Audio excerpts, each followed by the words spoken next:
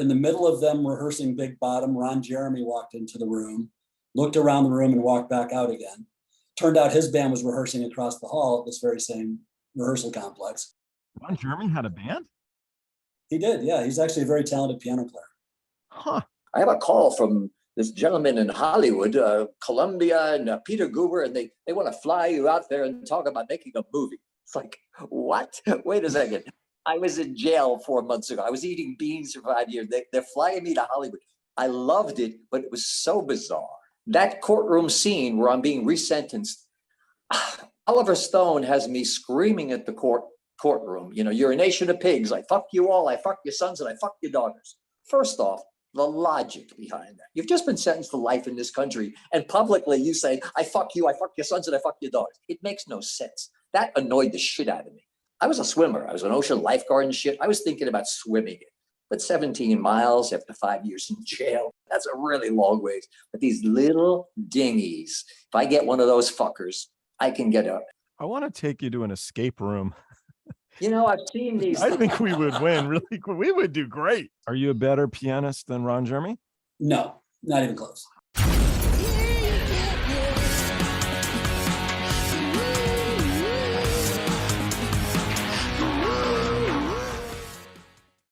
Hey, this is Party Like a Rockstar podcast, and I'm your host, Joel.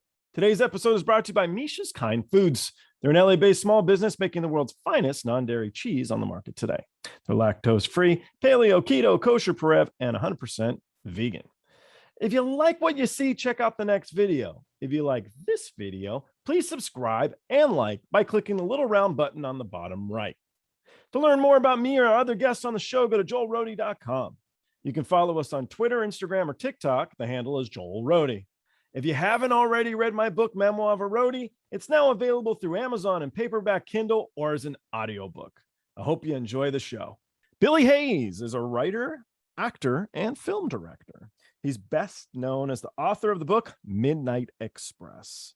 Since that book was published, he's written Riding the Midnight Express, The Midnight Express Letters, and Midnight Return. He currently performs a one-man show about his life. He also recently wrote Midnight Express Epilogue, Train Keeps Rolling. I don't watch a lot of it today. Train Keeps Rolling, sorry. A little background. The film Midnight Express was written by Oliver Stone. It won a ton of awards, including 2 Oscars. A bit of fun. After the initial success of the movie, Billy drove band equipment. He's worked for Heart, Avril Lavigne, Coldplay, Chris Isaak, Nickelback, Sum 41, Barenaked Ladies, Train, and Good Charlotte. His buddy is Brian Anderson. He's a front of house engineer and a tour manager. He's worked for Kiss, Julio Iglesias, Blues Traveler, Hoobastank, Harry Shearer, Natasha Bedingfield, and The Heavy. He's also the CEO of Brand Production Services. This poor fella has moved around more crap than any other roadie that I know. It was a horrible experience for me. I hope you like what you do. But my very first question is for Billy. And my question is, what is worse, living in a Turkish prison or having to move stuff around for Brian? I actually loved moving stuff around. I love driving trucks. I love getting out on the road and just getting out of the cities into the desert under the stars at night and stuff. And as an actor and a writer, I'm waiting for the lawyer to respond. I'm waiting for someone to read my script. I'm waiting to get a part somewhere down the line, which makes you fucking crazy. Whereby driving the truck, I pick stuff up here, I drive it there, I dump it off, I get paid. I loved driving. And you drove by yourself, yeah? Yeah. You know, it's interesting. So, bit of a tangent, a little. Buddy Holly wrote a lot of his songs on a 4-track. He would put it on the passenger seat, and he would take a ride in the car all night, and he would write, those songs that we love. So, did you get a lot of inspiration while writing or while driving the truck then? Or actually, I did. I have in that new book, that Midnight Express Epilogue, I have a poem that I wrote to my wife that I picked up while I was out driving in the middle of the night, coming from somewhere in the Midwest and across the Texas plains and stuff. And there was a huge full moon setting in front of me and a sun rising behind me. So I wrote this haiku for Wendy that I put in the recent book. I get very creative out at night. What else you going to do out there by yourself in the middle of the night in the desert? Yeah. Do you listen to books on tape? Do you listen to CDs? What did you do? I didn't actually. I think a lot.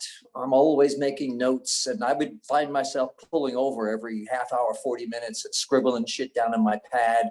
I don't do stuff into the phone very much. I'm very non-technical. I like to write things.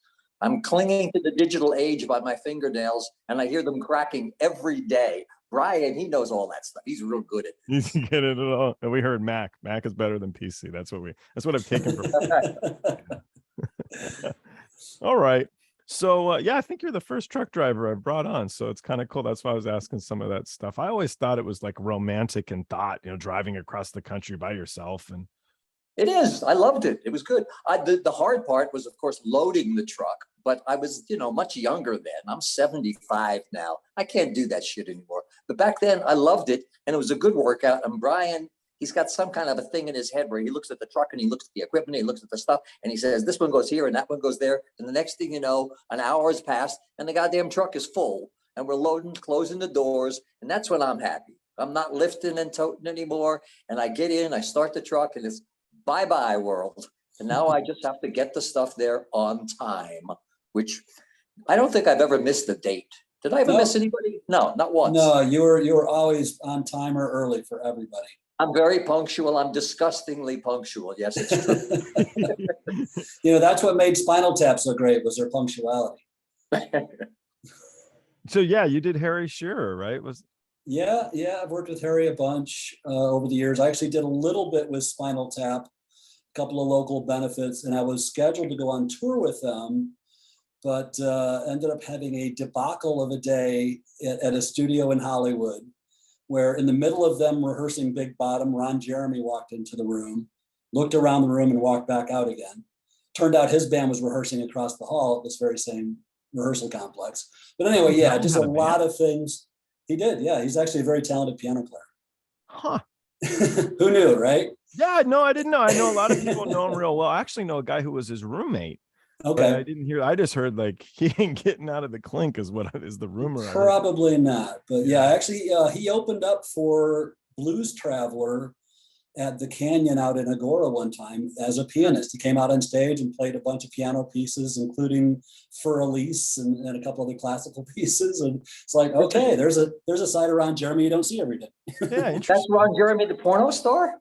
Yeah, that's the guy. Holy shit. Wow. Yeah.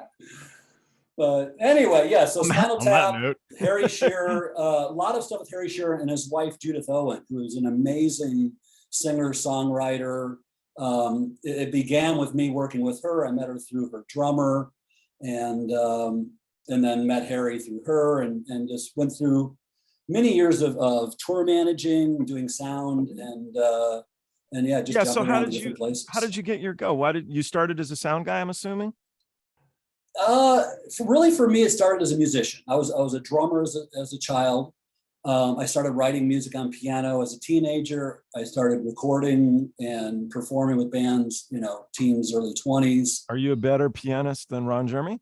No, not even close. All right, yeah. I bet you're a better singer. I've heard him sing. He can sing. I don't know if Ron can sing. Yeah, we don't know if Ron can sing or not. Remember they used to do porn star karaoke. Do you remember that? Oh, they did they? Yeah. I guess I missed out on that one. Oh, really? It was a big thing here in LA. You've been in LA a long time? I've been here since '99. Yeah, they used to do porn star karaoke. It was good. Anyway, sorry, yeah. You're starting your career, right? All right, I forgot what we were talking about again. So I asked if you started. The musician thing. Off as a musician. So I became a keyboard player after I learned piano, which back in those days required several keyboards. So now that you have several keyboards, you need a mixing board. And so you use a mixing board to put all those keyboard sounds together. And naturally, people see a mixing board and like, oh, you're a sound guy. So sure. I kind of became a de facto sound guy for friends and other bands in the neighborhood because I had a mixing board. So I learned how to work it. I learned how to do sound in live events and venues. What was your first band called? My first band? Yeah. The name of the band was The Name, and our song was called The Song. Wow. We rehearsed at a place called Wow. Place. It's good. It was pretty bad. No problem. That's good. But yeah, I went through several incarnations, and realized that I could actually make a lot more money as a sound guy than as a musician. And so I kind of parlayed what I had learned, of doing sound for other bands into like, let's do this as a profession. And I've managed to work with some of the biggest artists in the industry. So yeah, it's cool. All right. And so Billy, you get back to the United States, and I'm imagining you're trying to figure out what's next in life, and you ran into Brian? No, actually, I met Brian. I got home. I escaped in '75, and then the movie came out in '78, and then I was doing a lot of other stuff. And somewhere, Brian, I think I met you at Don Chastain's funeral. Isn't that where we first met? very first meeting, yes, but we actually spoke at Vicky's Christmas party. And you said And something to me that's about where I told you about what I do with the driving gear. You're like, I would love to do that. Well, I think what I told you is I think you said, can you drive a truck? And I said, sure. And then next thing I know, we were sort of driving together on our first thing around LA a little bit. I think you wanted to see, can I really drive? And then I was suddenly heading up towards like Seattle or somewhere in a truck. You drove Gear for Heart from LA to Seattle. Was the first big one. Yeah. Did you know did you know the Midnight Express story and stuff, Brian? Or you knew absolutely. I mean, yeah. I knew that, from the 70s. I saw the movie and, was as moved as everybody was from, how powerful it was and the music, which was amazing, and won Giorgio Moroder and Oscar. Giorgio, right. And so, yeah, so as a music guy. You also went out with my former manager. So right. We knew each other from there. Yeah. Exactly.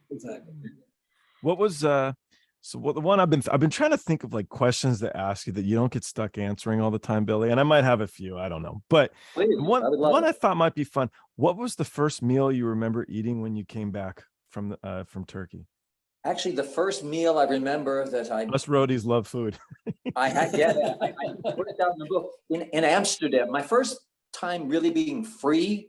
I escaped from Turkey and I was running through Turkey and I was in Greece, and then I got out of Greece and they put me in a plane and I landed in Amsterdam, and I spent my first 4 days of freedom in Amsterdam. But they dropped me off and I wandered around and I heard not Chuck Berry.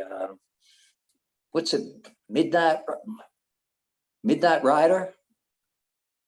Oh, the Allman Brothers, isn't it? It was one of them with some funky music coming out of a little hotel in Amsterdam, and Mustang Sally. That's what it was, Mustang Sally. So I went in the hotel and I checked into the hotel, and downstairs they had this little coffee shoppy place, and it was Amsterdam. And I ordered peach pancakes and a strawberry ice cream soda, and that was my first real meal in freedom, and it was so unbelievably good. I told the waitress, do it again. So that was my first meal in freedom. That's neat. So how long were you in Amsterdam? So you flew from Amsterdam to the States? To New York, where I got off the plane at Kennedy Airport, and there were 100 reporters in the airport asking me questions. Billy, what's it like to be home? I don't know. I just got here. I haven't even seen my mom. And that never stopped. I'm still 50 years later, I'm still answering questions and talking about this Midnight Express stuff, which is pretty bizarre for me. I mean, it's good for me. Obviously, it's therapeutic. I started talking about it the moment I got free, and I've never stopped, which I think is good. A lot of guys, most guys who come out of prison, they don't talk about it a whole lot. They kind of keep it in, which I don't know. I don't know if that's good for you. It certainly wouldn't have been good for me. The fact that I got home on a Friday, by Monday, I was writing my first book about it. I'd be still procrastinating about writing this book. I didn't want to think about jail. I wanted to forget fucking prison. I wanted to get life, but I had to write it because I was forced to, economically and such. And I realized emotionally, I was a writer. I went to Marquette University. I was in the journalism school. I went out into the world to experience life, like my hero, Jack London. And I wanted to get my books published. Surprise, surprise. Yeah. I eventually got them published, not quite the way I wanted. But by Monday, I was writing this book. And that was so good for me. Therapeutically, getting it out and having the words stick to the page. So did you start writing immediately because you didn't want to forget certain stuff? Or was it because... No, it was because I had endless notebooks that I'm always writing. I'm always scribbling things. I had thousands of letters, literally, that I wrote. I was in jail, 5 years. I wrote home every day. People kept my letters and they gave them back to me after I escaped and got home. And, I'm going to write a book, and they all mailed me the letters. So I got to put them in order and read all these letters that I'd written over a 5-year period, which was an amazing source of material to write the book about. But I didn't want to do that. I'd be saying, I'm going to start it next week, next month. I got to go on vacation. I don't want to be thinking about prison all the time. But when I got home on a Friday, as I mentioned, there was a press conference. By Monday, I was meeting literary agents. I had one. Suddenly, I've got E.P. Dutton, is a big publisher back then, giving me in advance and wanting me to write this book. And it's a now story. I mean, we're in the news, and they actually had a clause in the contract that said, if you can deliver us a completed manuscript, I think it was in like 4 months, which was an incredibly short period of time, I would get a better deal on the paperback deal, which came later. I don't think they ever expected me to get it done, but I was working with this writer, Bill Hoffer, who my agent said, we need somebody to organize you. In fact, I knocked out 15 pages that I gave to my agent, and he read it. He said, well, Billy, this is very good because now we know we need a professional writer to work with you. I said, no, I don't need it. I so needed someone to help me organize 5 years of stuff. I'm not seeing the forest for the trees. And I met a bunch of big name writers, Peter Moss, and a bunch of people all of whom I thought were douches. And I met this guy, Bill Hopper, who I really quite liked, who he kind of reminded me of my wife. This was earlier that I met, but very similar in terms of very steady, very calm, and never gave up, kept pushing me, kept forcing me to write. I wanted to quit. I wanted to forget it, but I needed to get it out. And as it started to come out, it became much easier. And after 4 months, we had a finished manuscript. And then things got really weird. So how many pages was your book? The first, Midnight Express. How long? The first book, I don't know, where is it? 300 or something? I got to look around. Okay, so yeah, that's a heck of a lot of pages in 4 months. Yeah, and 4 months. Oh no, we wrote every day, nonstop. The Busy Bee Book Factory. He lived in Maryland with his wife and his kid and stuff, and I was in New York, and I would write a bunch of pages and then send it off to him, or he'd come up on the train, and we went back and forth, and he kept forcing me to, like, he'd read some stuff that I wrote. First thing we did was take all of these letters, and he read them all. I read them all. We transcribed them. He sat me down in a room with a microphone and had me talk for 3 days nonstop. And as you see, I can talk. And that's all we did. And then we had all of these tapes transcribed and then had them down on paper. And it's a humbling experience to read how you speak. You, third person, me, how I speak nonstop and non sequitur. But it gave us the beginnings and the way to organize this thing, which is what I need. I needed an organization, and Bill did that. So we knew the book starts here, the book ends there. All I got to do is fill in the middle. And that's what we did nonstop for the next 4 months. My one that was funny was the word just. I used the word just so much when I was writing. And then I realized if you get rid of the word just, every single time it's a better sentence. Every time. Yet you keep writing just knowing you're going to have to delete just. You still do it. It's a little bit of an edge. Just gives you a little bit of an edge over what you're saying. But sometimes when you take it out, then you're like, oh, that has more impact. Yeah. Just. Terrible word, this just word. Anyway. And however is a winner. A lot of howevers.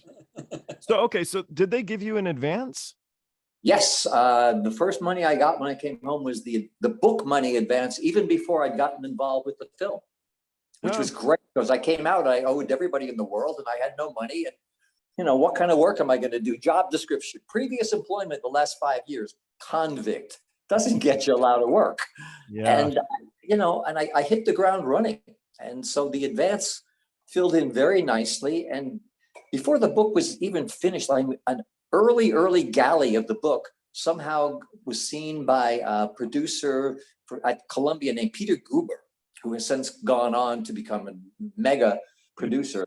And he loved it. And he contacted my agent, Julian Bach. And Julian, one day the phone rang. He said, Billy, I have a call from he's very erudite kind of guy. I love Julian Bach. He said, I have a call from this gentleman in Hollywood, Columbia, and Peter Goober, and they want to fly you out there and talk about making a movie. It's like, what? Wait a second. I was in jail 4 months ago. I was eating beans for 5 years. They're flying me to Hollywood. I loved it, but it was so bizarre, so strange. Sure. And yeah, it started the beginning of this whole, the book was one process. And then when it became a movie, it became this other bigger process. And the movie kind of kept going until suddenly in 1978, it premiered at the Cannes Film Festival, which is a bizarre thing to do with a brand new film. And they took a big chance in doing it. But it, you went to the premiere? I went to the premiere. I was there with Brad Davis, and both of us were like totally swacked out of our minds, smoking a lot of pot. He loved to snort coke and stuff. Coke is not my drug. I wake up in fifth gear. I like to smoke pot. I don't drink alcohol. I don't smoke cigarettes. I do yoga every day for 50 years. But being at the Cannes Film Festival was so bizarre. Was that your first time flying back out of the country?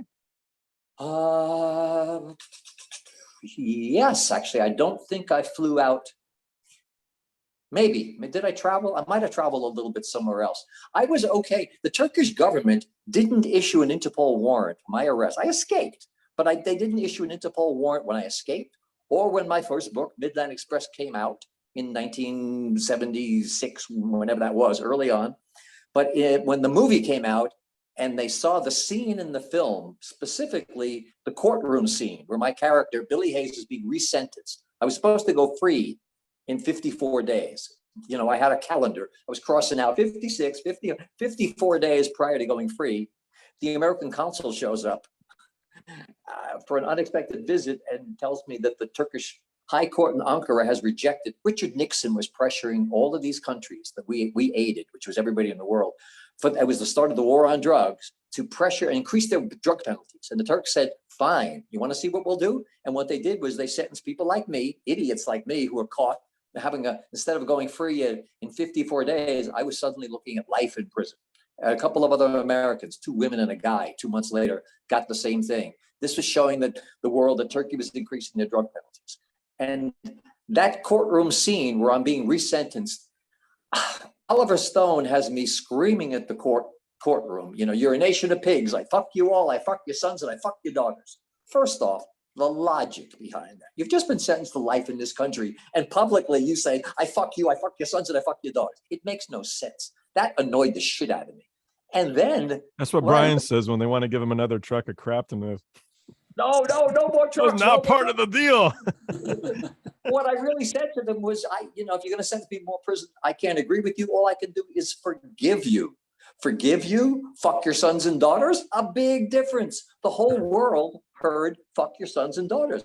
They saw me kill a guard, which I didn't do. I escaped off an island in a rowboat in the storm, made for Hollywood. They didn't even do it. They just had me skip out the door and then first off kill a guard, which I didn't do. This is all Oliver's fantasies. How did he get into the mix, Oliver Stone? Peter Goober saw the script and read it, and then he met Alan Parker in somewhere in LA, who was getting on a plane, and he gave it to him, and Alan Parker loved the script. And then they read a script that Oliver Stone wrote that he couldn't get made into a movie that he was so frustrated about, called Platoon. So who wrote the script? You wrote the initial script? No, Oliver Stone did. I wrote the book. Oliver Stone wrote the script because they loved what he did with Platoon. And they said, this guy who can write Platoon can probably write a prison movie. And they put me and Oliver in a hotel room at a Mayfair Hotel in Manhattan for about a week. And, he was crazy. I loved him because I loved this crazy energy he had then. But, he's smoking joints and drinking Bloody Marys and snorting lines and just a madman. And I loved it. And we talked nonstop for a week. And then as I was leaving, I said, so what happens now? He said, now I go to a little cabin in the mountain with my little mound of coke and I'll write this script. And he said, then it's like having a child and sending it off into the world, because you give it to the studio, that's it. You don't know what they're going to do with it. And I actually signed a contract. When my agent said they want to make a movie, they flew me to Hollywood. That was all good. And then we got an offer from them, which was more money than I could even imagine, like $60,000 at the time. Which for me, I mean, God damn, that was so good. That's the advance on what it was. I think it was actually 120 total advance on the movie at the time, which again, I think I could live forever on that money. That shows you where or back then. But you know, it was okay, and I loved it. And next thing I know, they're making a movie and they're casting people, and that was a bizarre experience to see the movie up there on the screen at Cannes and have the audience when the movie finished, the audience was dead silent. And Peter Goober, I heard him talking in this documentary they did. He said, I was sitting there with Alan Parker and the movie ended and the audience was silent. They didn't make a sound. And we thought, oh my God, they hated it. We're dead. And he said, then the lights started to rise and the audience stood up and they were screaming and cheering. I'm kind of like down under the seats. I'm sweating to death. I've just been looking at my life up there on the screen in front of me, and it's playing in the screen in the back of my mind at the same time. Was that the first time you had seen the film too then? It's the first time I saw it in a theater with an audience. I saw one copy of it, one showing of it by myself this a couple of months earlier in Manhattan in a little studio that Columbia has somewhere on Fifth Avenue or somewhere, in a little tiny screening room. It was just me. They sat me down. Nobody was there. Suddenly the lights go and Midnight Express, the movie comes up. And I'm like, holy shit. It blew me away because it's a brilliant film. I mean, did they have Giorgio's music was already in it and stuff? It was almost a finished cut. Every once in a while they'd be able to splice somewhere, but it was done. It was finished, and emotionally it was so impacting. And the music was there, and there were things in it that just broke my heart. There was other stuff that annoyed the shit out of me, like the whole courtroom scene, as I mentioned. The thing I was most surprised about is when all this happened, I knew no matter what they did, they would put in this made for Hollywood. I escaped off an island or a rowboat in a storm and ran through Turkey. Made for Hollywood. In fact, I was worried people are going to say, great film, except for that made up ending that Billy put in. They didn't even do it. They had me kill a guard, again, I didn't do, and then skip out the door. It's like, if it was that easy, I wouldn't have waited 5 years. I love seeing Brad jump in the air and kick his heels in the air and they freeze it on that. It's a lovely ending, but I'm the lead objective of viewers. And that's not how I escaped. Prison says 24 hours a day, prison says you're a loser, you're a loser, you're a loser. And eventually that seeps in and you buy it and you are. It breaks you in ways you can't fix it after a while. I was kind of like getting to that point and I was getting desperate. And then I got really lucky and I got myself in. I was stupid enough to get busted and put my family and everybody who loved me in prison at the same time, which was, even now, 50 years later, that's even hard to say. But, if you back your car out of the driveway and your mom's there and you break her leg, oh my God, that's terrible. But you take it to the hospital, you get a cast, and day by day, it gets better. Yeah. It never got better for us. My mom cried herself to sleep every night, and then we didn't know when I was coming home. And then when we had a date and I was crossing off the calendar, she's where I am. She's thinking she's going to see me in 54 days. And now I'm looking at life in prison. That kind of pain because my family, it was bad enough prison for me, but what I did to them, that was really the hard part. And I got myself out. That's my point. It's like I escaped off the goddamn island. I got myself out and rowing away, literally having my life in my own hands again, having control of my life. Boat? Someone gave you some money? Oh, how much time do you have? No, on the island, this is all in, the escape is in the last 2 books. In Midnight Return, actually, I put all of the escape in there. But I got to this prison island and they have these boats that go about 17 miles, no, actually 17 miles, 26 kilometers. So 17 miles from the coast. It's a prison island. It's a work island. We have a factory there. And they bring produce and stuff comes over in these little boats from the mainland. And then we carry it up the hill to the factory, cheap labor, and we can all this shit from the mainland. But these little boats that come over from the mainland, they all have little dinghies tied behind them, but they're never allowed to spend the night in the harbor because it's a prison island. Until, as I noticed one day, a big storm was whipping up at sea and the waves were whipping in and these boats were anchoring from the night. And I looked down and I'm thinking, these little dinghies, these little rowboats, I mean, I was a swimmer. I was an ocean lifeguard and shit. I was thinking about swimming it. But 17 miles after 5 years in jail, that's a really long ways. But these little dinghies, if I get one of those fuckers, I can get out. That was the problem getting away from jail, is getting the first prison I was in had the barbed wire and stuff. This was an open island. They considered the sea to be the wall around. We went out and worked around the island, carrying shit up and down from the docks to the canning factory. It was lovely. If it wasn't jail, it would have been a real nice place to be. But I could get down by the water, and I knew if I can get out to one of those little boats, row to the mainland, I'll make my way back through Turkey. One way or the other, I will be free, either free or dead. I'm just not going to be in prison anymore. And I got really lucky. I mean, there were a bunch of times, if things went this way as opposed to that way, I wouldn't be talking to you now. But I'm a lucky guy, so what can I say? Would they let you out of jail, you think, ever? Well, yeah, eventually I probably would have, somewhere down the line. There were talks about amnesty at one point. They took my life sentence, the same judge who originally sentenced me to 4 years and 2 months in jail. He was forced by the High Court in Ankara, because of Nixon and the pressure, to change my sentence and to sentence me to muhabbet, which is life. The only prerogative he had, he could lower the life sentence to 30 years, which he did. You know, life, 30 years. Thanks, I guess. But the judge felt bad. Actually, I read stuff in the Turkish newspapers afterwards. The judge at one point dismissed this thing, and he had somebody else pronounce the final sentence. He said, I can't do this. I wish I had retired before I was forced to issue this sentence. I mean, wow, that's my judge.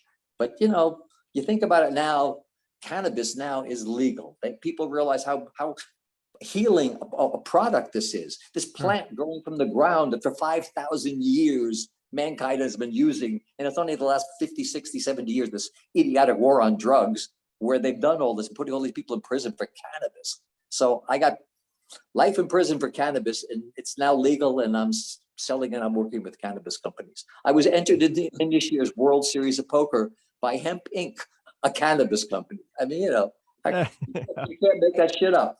Did you ever meet Howard Marks? No, I know who he is in terms of the world of cannabis. Yeah. Okay. His book is just so good. It's amazing. So he passed away now, but yeah. Is the character Rifki a person, or is it a conglomerate? I have to think back between the first book. I changed all the names in the first book. I believe the real guy, Rifki, I believe his name was Isaak, and he was a Jordanian guy who, he was like amoral. He didn't care about anybody or anything but himself, and he was sort of the drug dealer and stuff.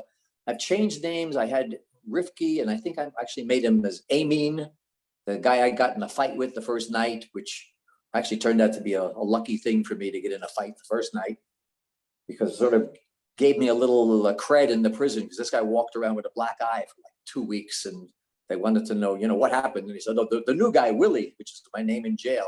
And, you know, they're looking at Rifki and his black eye is swollen a bit. And then they look at me, I weigh 150 pounds, but they think, you know what, if they're looking for somebody to mess with, let's find somebody else. So it kind of held me in good stead. You know, I got my hands and my feet beaten after the fight, which that's how they, it's a form of punishment called falaka. If you and I got in the fight and the guards came in and I was all bloody, they would beat you bloody equally.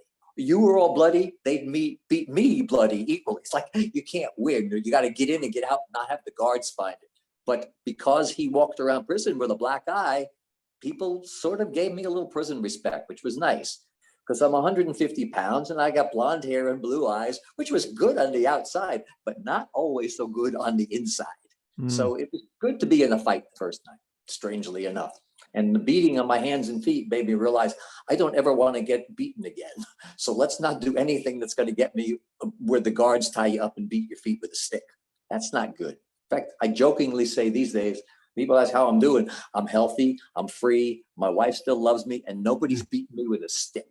Everything else is gravy. Sometimes it's hot gravy, sometimes it's cold gravy, but it's gravy. In the film, they break through the wall, and what's his name? The great actor who's kind of nutty now. Randy Quaid. Thank you. Well, Randy went off the edge, way off. Nutty. That whole thing, that escape thing, that was a short story I wrote, or one of my early many things that I wrote in jail that Oliver Stone heard me talk about. And he loved the idea of breaking out. You know, the whole prison, the whole city is built, it's 1,000-year-old, 2,000 years old. The Romans had all these catacombs and things down below it, and aqueducts. So the idea of getting down below there in this little dumbwaiter thing and breaking through and getting out through the caverns literally was something, I plotted and planned prison escapes constantly. I knew back roads. I knew routes out. I knew where the river had shifted between Greece and Turkey. There was a river coming down from Bulgaria, and sometimes the river would shift. So which was Greece and which was Turkey kind of thing, moving back and forth, because I knew all the stuff, all the plots and plans. That's all you did in jail. That's all I did, was plot about getting out. Huh. But you guys didn't really try and do that? It was no, in your head? No, I actually got it because there was from the top of the cell block down below, there was a big, like a dumbwaiter, like a thing that you could pull on a rope. And when the prison was younger and they used to send stuff, food and bread up and down these corridor things. But then they broke and they let it go. So after that, people would come around with these big blankets full of loaves of bread and, stuff them through the hole in the door. Huh. But so you guys did get down there and it was a dead end. There was nothing there. Oh, I got down there, but there was nowhere to go. It was the kitchens. And first off, you have to get down there at a time where nobody's there, and then where do you go? There was no there down below. There was a cavern back from the Romans from 1,000 years ago. And I could break through, I could hear the water in the wall. So if I break through, maybe I could, that's. I'd like to think that you stayed in touch with Randy Quaid for all these years. He's got to be fun. I did for a while. Randy and I were friends. Randy, Brad, myself, John Hurt. I mean, he was an amazing character. So good. Yeah, incredible actor. Poor Randy. I mean, I think Randy kind of went off the deep end, and he was married to a lady. I think they had folie à deux. They kind of like egged each other on to conspiracy type of ideas, even before all of the idiot stuff that's going on now. And it led him to such a strange place. And I feel bad for him. I mean, he was a brilliant actor and a nice guy and a funny guy. And he just sort of went over the edge. I was reading where he was saying, that Hollywood, there's people who are now stealing the residuals of Hollywood actors and blah, blah, blah. And I've thought a little bit the logic. If you're going to go through and steal someone's residuals, at least steal somebody who's working now, steady and making a lot of money. No offense to Randy, but I don't think he's making a lot of money these days. Yeah. I can get money from residuals too, not like him, but you still don't make much. And, it's been a long time. So I think you get Tom Cruise's residuals. That's nice. So I feel he went off the deep end somewhere.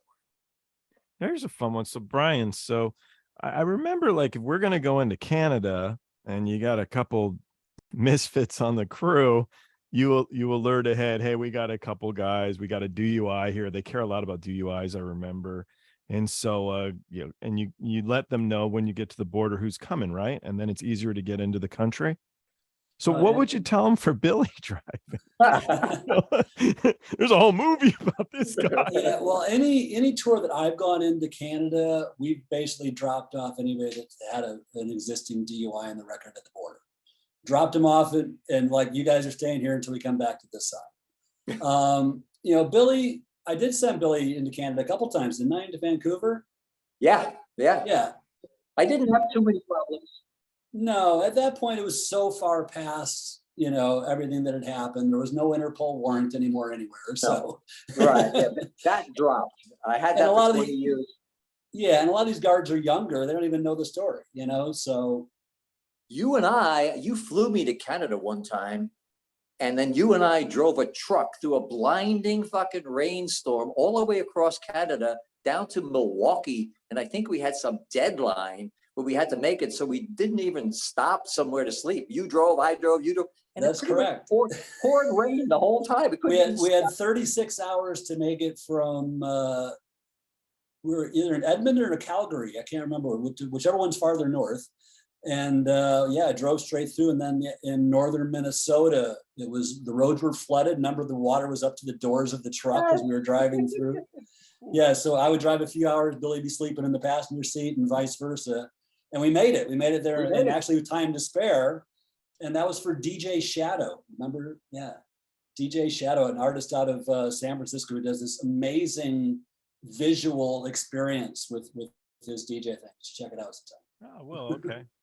So one of the questions I like to ask. So my friends have children. My friend's daughter was in elementary school when I first started this. I think she just started 7th grade. So our question was, when did you first feel famous? And so I ask each of you, when did you first feel famous? If fame is not a answer you want to pursue, when was there a moment in your careers or in your lives that really changed things? It was a big impact. What would each of you guys choose as your moment? BA, what are you going to say?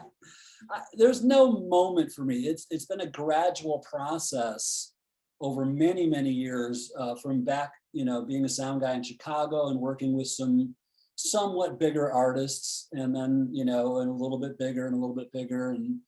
And I mean, I do remember when I got the job working for KISS, I thought that was a pretty huge step. I came in as a road manager, which basically meant that I flew in a private jet with them and Doc McGee, and went straight to their dressing room. And tough work, but somebody's got to do it, Brian. Yeah. But I mean, literally, I just come off a previous tour with one of Doc's baby bands where we were traveling in a van and we're like doubling up rooms at Motel 6. And now suddenly I'm in a private jet with KISS, so, but I've worked with a lot of A-list, artists, celebrities, rock stars, however you want to put it. And, but it's been a gradual thing overall. So I can't say there's a moment, but, I don't feel famous myself. I just happen to work around famous people. Okay. What do you got, Billy? Well, I don't know if famous is the word. I think infamous might be more correct for me at this stage. Maybe. When I was in prison, I was isolated for 5 years. And I would get letters and I would write letters. And every once in a while, Newsday would do a story on me. Local boy goes bad and that kind of stuff. But I was so isolated. And then, as I mentioned, I stepped off the plane at Kennedy into 100 reporters. So suddenly the moment exploded. By the time I got home to New York, I was on, my sister was saying, quick, come on, you're on TV on all the stations, that have 3 stations, through 2 or 3 stations back then. And there I was at Kennedy smiling and stuff and sitting with my arm around my dad and having this press conference going on. And it was such a bizarre reentry into life. And it kind of set the tone. I used to dream about getting free, and one of my fantasies was like going to Morocco, to some little quiet beach, and just living quiet and having this nice lady with me who liked to eat some fruit and swim naked in the ocean. That was my vision. When I escaped that little beach in Morocco, actually they were having a civil war, and that whole beach was mined, and they were fighting with tanks on that beach. So again, expectations leading astray. And my expectations coming home were quite different than what they actually became.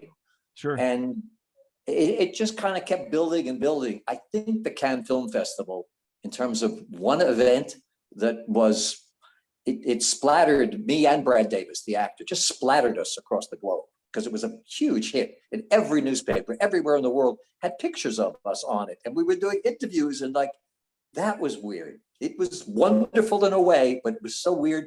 Except for me at Cannes, afterwards at the big festival, I was in the middle of the crowd, and Rona Barrett was doing the thing, the old gossip columnist lady, and people were around screaming. And out of the crowd, this beautiful blonde-haired, blue-eyed angel kind of approached me and put out her hand and asked me to dance, and I did, and that was my wife, Wendy, who I've been married to for 42 years. Oh, so, cool. Yeah, that was a huge moment for me. Cannes was pretty substantial in terms of turning my life. So how long did you stay in touch with Brad Davis regularly after the film? Pretty much all the time. Brad and we had such a unique connection. We were good friends.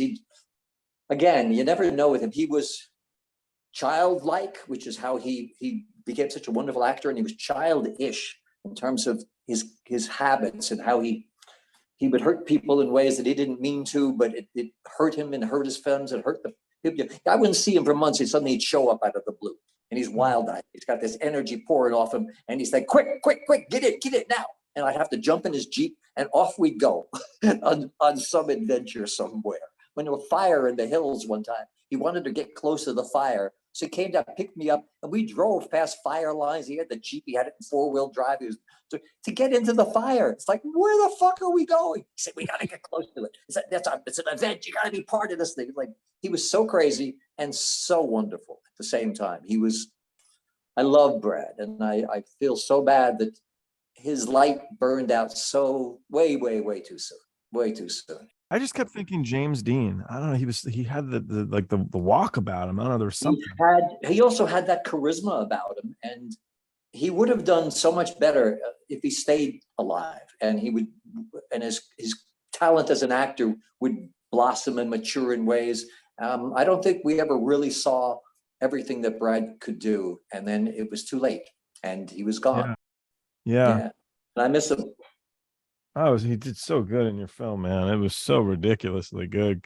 But a lot of it's because of him, and then he wasn't nominated. It was nominated for all this stuff, and he wasn't. Yeah, I know, it was hard. He got nominated for a Golden Globe, which was good, and we got to go to the Golden Globes. And Who won Best Actor that year for Oscar?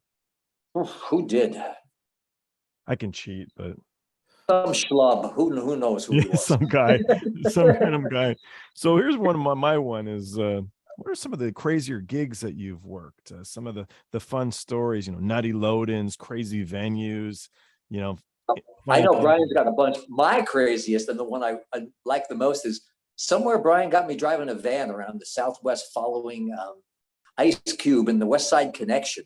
And I had a van that had, so I think it was like a bunch of special lighting instruments and delicate stuff, so they couldn't put it in the truck. And they had a big long box full of long white stemmed plastic roses.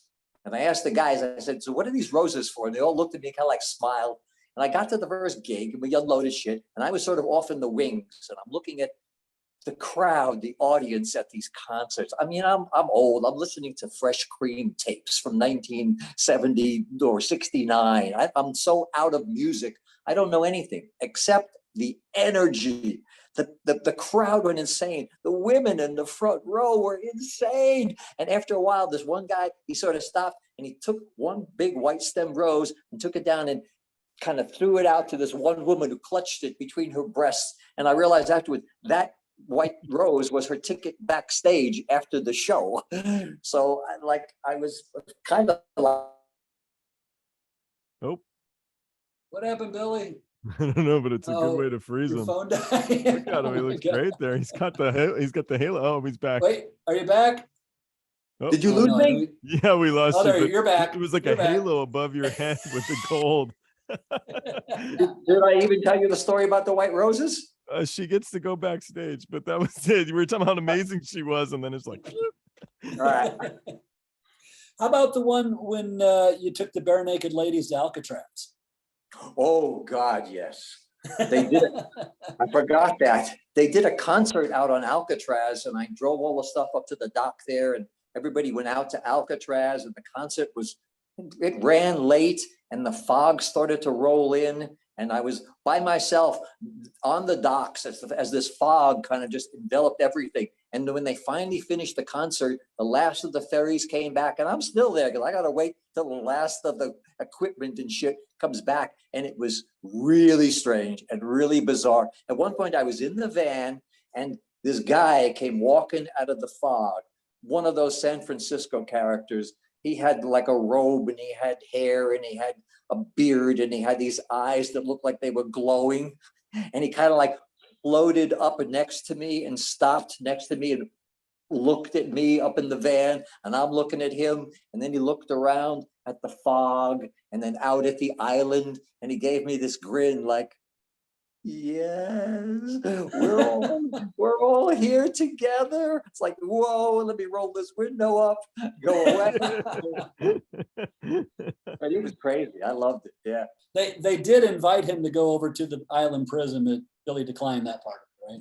I had actually been there once. I went out myself previously a few years earlier, and I realized I don't want to go out there again because it's got vibes. It's got stuff going on. Oh my God, got stuff. In fact, sure, I wanted to go out and get locked in and spend my night all by myself out on the island somewhere, and then like kind of write a story about it. But I chickened out. I decided I'm not going out there. Is there any part of of the movie that you would say was crafted better than the book? Anything.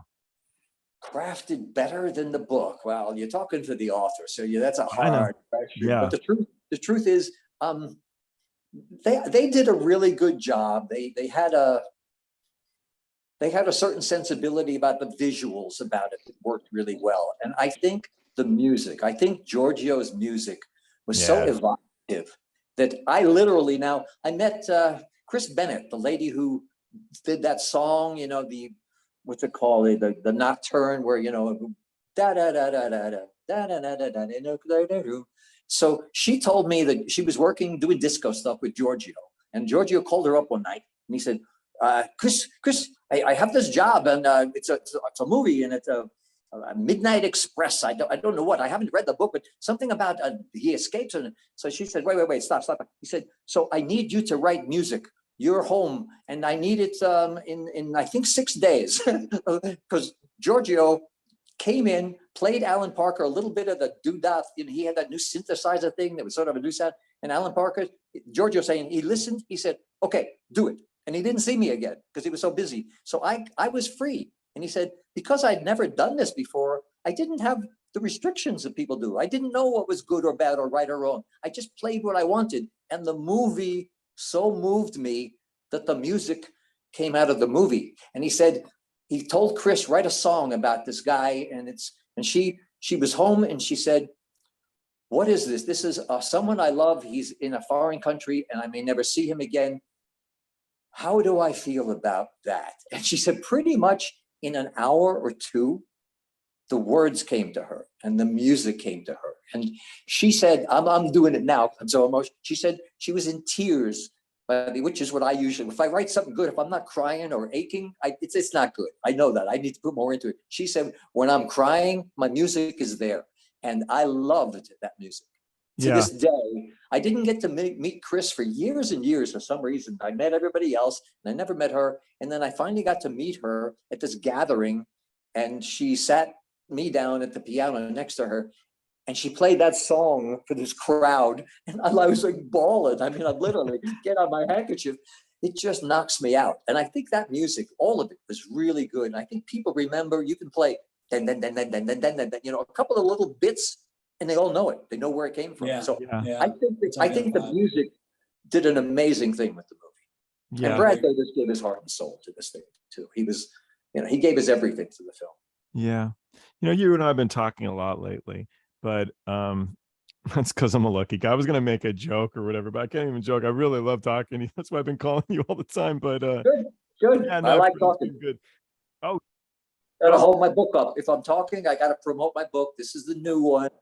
This is the book that essentially I wrote during COVID. I'm always making notes and keeping notes, and I'm gonna write, but I keep putting it off. And then I was doing a one-man show for about 7 years around the world on and off. I mean, COVID stopped that, of course.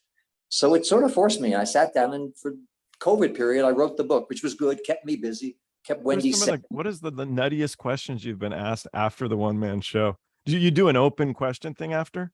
Yeah, I don't even leave the stage. I finish it, say thank you, and they clap a little bit. And then I say, who's the brave soul who wants to ask the first question? And it usually takes a moment or two. And then somebody will raise their hand, what's it feel like? Or do it, blah, blah, blah. And then they talk about the differences between the book and the film. But, my show helps explain a lot of that. It's 73 minutes, and it's me on a stool with a microphone, just talking. And then the Q&A, I like that as much as the show, because it in the beginning of the run, it kind of informed me and the director, Jeffrey Altshuler, what people ask questions. It's like in my mind, I'm thinking, I actually answered that in the show, but they didn't get it, or I didn't say it in a way that it connected. So that would be me. I'd be like, so you were in South America? Yeah, exactly. Yeah. Coconuts. I floated off the island in a bale of coconut. Oh no, that's Papa John. That's right. The Kentucky expedition and Billy Hayes. Yeah, but it was good because I could tighten the show up. It's a little dangerous taking advice from the audience and people, but it was very good for us, and to tighten the show up a lot. And I loved hearing what people had to say afterwards. And my biggest hesitation for doing the show was, for years, I didn't want to do this. I kept saying, people are sick to death of all this Billy Hayes Midnight Express bullshit. I am. So how can anybody else stand hearing it? And my friends kept saying, we get you to a party and they get you all stoned, and then you're telling these stories anyway. Why don't you put it in a theatrical piece? So I didn't want to do it. I didn't want to do it. And then I started to write it, and I realized, I needed to get this out. This is like sort of a culmination. And it was the chance for me to be all I am and to say and to offer whatever I could at this stage of my life. So it was a couple of years of working and writing and changing. And then I met a producer in LA, a lady who I'd known for a while named Barbara Ligeti. And she read the script, loved the script. And it was her focus and her dedication that forced me to finish it and take us where we are now, which is on the road. We went to Edinburgh. The first time I was there, it was the last 3 nights of the Edinburgh Fringe Festival. And I did 3 shows. And from that, we never stopped doing the show around the world, in Australia, Lebanon, and New York, and all kinds of London, Edinburgh. Yeah. Cool. So Train Keeps Rolling is mostly about the stage show and everything that went around it, or? It's actually, my first book was Coming Home. The second book was like 10 years later, Midnight Return, sort of the follow-up and what happened next. Then I didn't do anything for 10 years, but I put a book of letters out. The letters I mentioned that I wrote home that people kept, I kept them all. I had them in a box up in the attic, and I was throwing them out at one point when Wendy, my wife, made me come back and bring them back in. And I mentioned, I hate doing this, I had mentioned to my lawyer, who's also my friend, that I got this box of moldy old letters. He said, "What letters?" I said, "Oh, these yellow moldy letters from jail." He said, "Let me read a few," which he did. He said, "You need to take all these letters, organize them and compose them, and do not change a single word." And therein lies the rub, to read what you think about life at 22 and 23. Oh my, who is this idiot writing this? But it was very informative. And the letters had a real arc to them in terms of who this guy, this idiot kid, and the change that happened over 5 years. Very interesting. My wife's favorite book. She edits and composes and produces my books now. Everything is, self-produced. E.P. Dutton was nice because they set everything up, had the buses, had the plane, had the people coming in, taking my luggage, and I talk wherever they want, but they took all the money. Now you do it yourself, but you have to promote it yourself, which is why we so love the blogs that all you guys are doing out here these days. And it's one-on-one with the audience that hopefully you'll be talking to and selling books to and that kind of stuff. So, yeah, I love it that it's easy to get a hold of people these days, Yeah. It's not that hard if you really want. There's Twitters and then the Facebook and everything. And a lot of times you can just shoot them a message and the guy will be like, "Yeah, what do you want?" Yeah, I got dragged kicking and screaming onto Facebook. I didn't want to do it. I didn't need, I'd done all that stuff. It was too crazy. I wanted to get back and away from all, but I realized I had to be there because it was the media, and this is 10, 15, whatever years ago. And now I love it because I get to see folks and I see people I hadn't seen forever. And I see the photos of the kids growing up and all that good, funny stuff. But no, this dog don't tweet. I can't get that connected to the world, having this Twitter shit going on. And I had Instagram. They gave me a Twitter feed. It was Billy Hayes hash, but I've never used it. I never put it in. And Instagram is the same. I posted like a couple of pictures. Again, I can't handle it. I can barely open emails. As you see, it's a lot of work. It's a lot of work. And technically, I'm so bad at it, it frustrates the shit out of me. Takes out of yoga time. It's not good. Exactly. I'm doing my yoga an hour in the morning. I'm chill for the rest of the day. I don't need to be online arguing with people anymore. Wendy used to come in. Go ahead. Do you have any questions that you remember people asking you that made you laugh after the shows or just in general? What did you eat in jail? What kind of sex did you have? I say, that's the first question you ask. You're interested in that. He said, well, yeah. I said, well, most people are. And I talk about that. I say, is there anything else you want to know? He'd hesitate. And then some woman across the room would say, well, what's the first sex you had on the outside? And I'd have to talk about that. Yeah, that's it's a psychiatry session. I love it. It was just fine. And once the audience gets into it, it's fun. And you can just have so much fun. But people, again, the thing that moved me about doing the show that I realized is, again, I kept thinking nobody wants to hear this. Afterwards, I realized people kind of said the same thing in a lot of ways, which is that they found the show inspirational, which as an actor, that's the highest tribute I can have, because I love that, because they all said, you know what, everybody could relate because people have all been there, but everybody's been down in a deep hole somewhere struggling to get out. My story is a little bit more compact and dramatic, and you can put it between 1970 and 1975, but everybody else has been there. And they said, you've been down there and you struggled through and it looked like you were going to get out and then you didn't. And then you were going to make it and then you made it out. So it was a catharsis for me, obviously, every night when I tell the show, it's cathartic, but the audience also gets the relief. They escape in their own lives, or they conquer whatever it is that they're having to deal with. And I love hearing that. And I think that's why the show resonates and why I've been doing it for so long. I want to take you to an escape room. I've seen these. I think we would win really quick. We would do great. I think you got to be kidding me. Come on, man. Oh, we would do so good. Come on. We'd be out of that place in minutes. Yeah. Listen, escape room. If there's nobody beating your feet with a stick, it's not an escape room. People ask me, how did you get through pandemic? People say it must have been really tough for you to be locked down for a pandemic. It's like, no, locked down. You can go out and go to the store. Locked up, that's different than locked down. You don't go out when you're locked up. So I was kind of enjoying the pandemic because, again, I feel for the world and for the people who died, and I had unfortunately friends who did. But I like the isolation. I like the quiet. I like the streets not being buzzed. The air here in Vegas it's pretty clear anyway, but got so clear. Yeah. So I kind of enjoyed that part of it, and I was writing every day, which was always good for me to be working. Sure. What do you think about this Britney Griner lady? Is she fucked? Is she gonna get out? Or what did you think of Rodman going to save her? I don't know if you've seen it, but I've been doing some interviews on a couple of these TV talking head shows about her. This one woman, I'll remember her name somewhere, but she's had me on twice now. Like one morning, right after it happened, I think that she called me at 9 a.m. and 11 I was on the air on TV talking about it. People wanted to know, what would you think? And so I kind of gave them my opinion. Was it hard to find a time, or you had 2 hours? No, I was here in my t-shirt. I actually put a t-shirt. I had a strapless on. It was so hot. My wife wanted me to clean up, so I put the t-shirt on for you. She's a good manager, this one. Yes, she is. Keep her around. I'm working on it. I always say that I love having smart women telling me what to do. Makes my life so easy. And I have a smart woman here, so that's good. But yeah. Britney, I feel bad for. What I said to them is, I think if she looked in the videos that I could see, she looked calm. She didn't look like she was panicking, and she didn't look beat or abused. Again, this is a 6'9" basketball star, an Olympic player. First off, I don't think anybody's going to mess with her. Secondly, the fact that she's had a discipline in terms of her life as a basketball player, that discipline needs to be transferred now, maybe internally, in terms of keeping herself calm. In jail, you have no control over anything except yourself. And I advised, try yoga. If she hasn't tried it, I'm sure she's got something similar. She's an athlete. She's got her own ways of dealing with it. And you need to have your body work to keep your emotions calm, to keep your brain calm. Because if you're not calm, you're making a mistake somewhere, and mistakes are magnified in jail. And I think she's calm. I think she's got it together enough. I mean, she's been in there for 5 months. That's a long fucking time.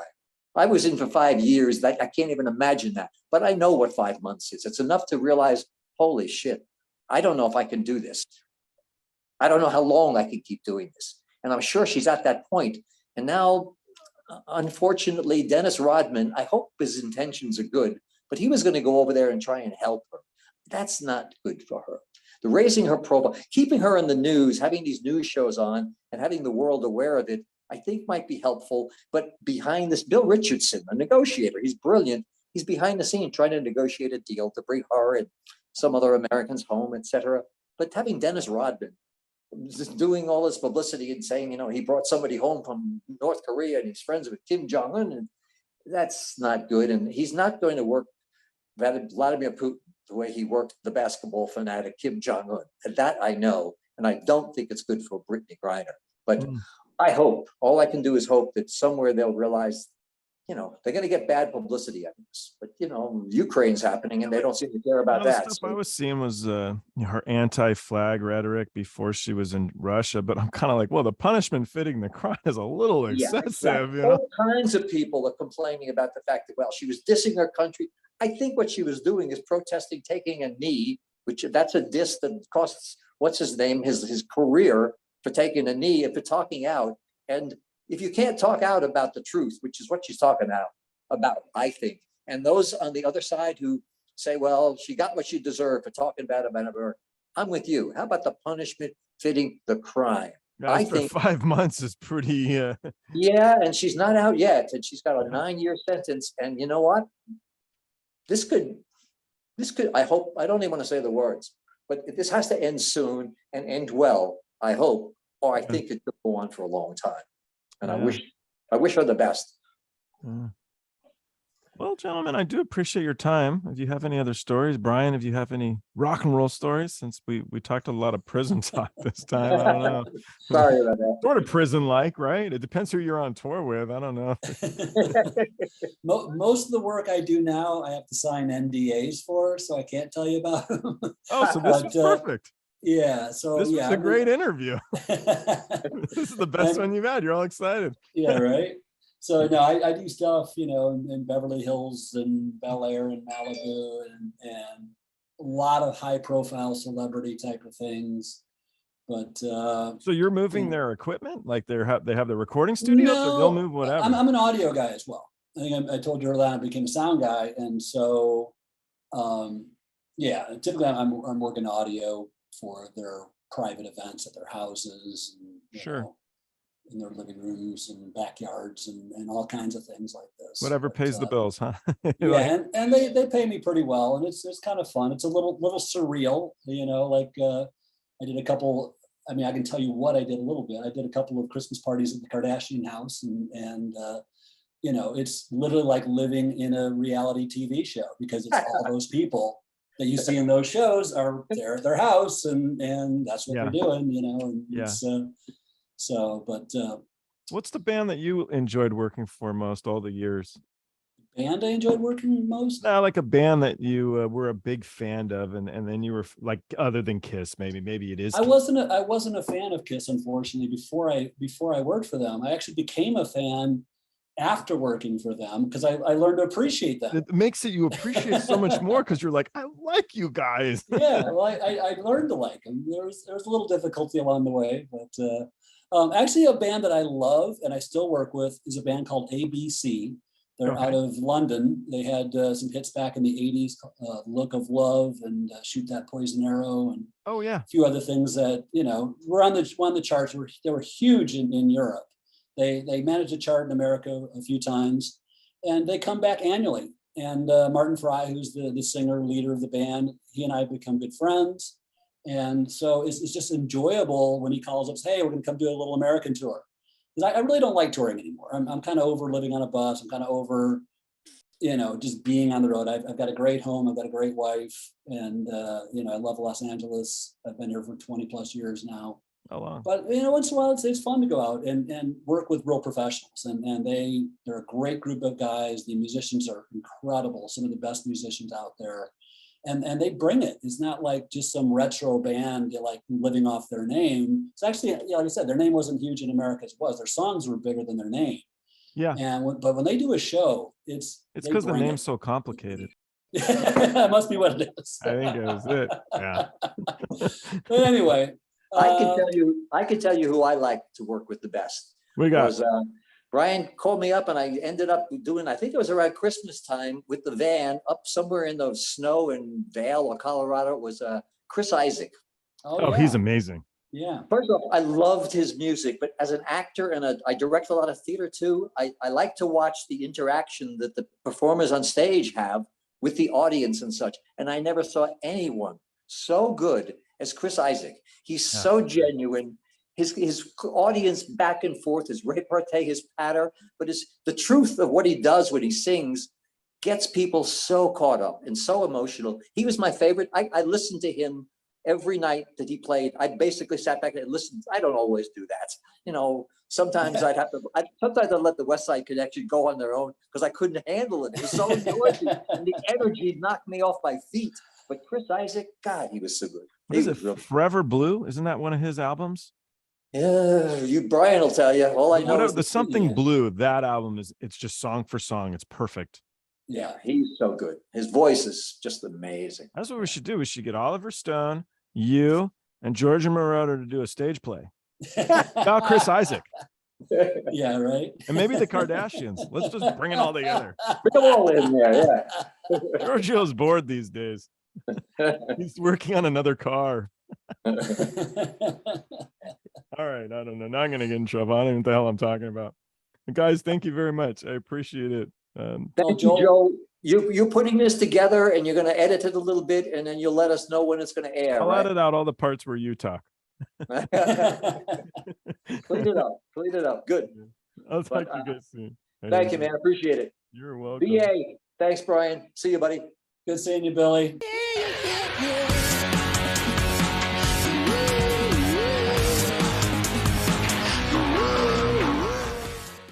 Thanks for watching. Don't forget to like and subscribe by clicking the round button on the bottom right. To learn more about me or the guests on the show, go to joelrody.com. You can follow us on Twitter, Instagram, or TikTok. The handle's Joel Rody. And don't forget, when you party like a rock star, don't be a dick.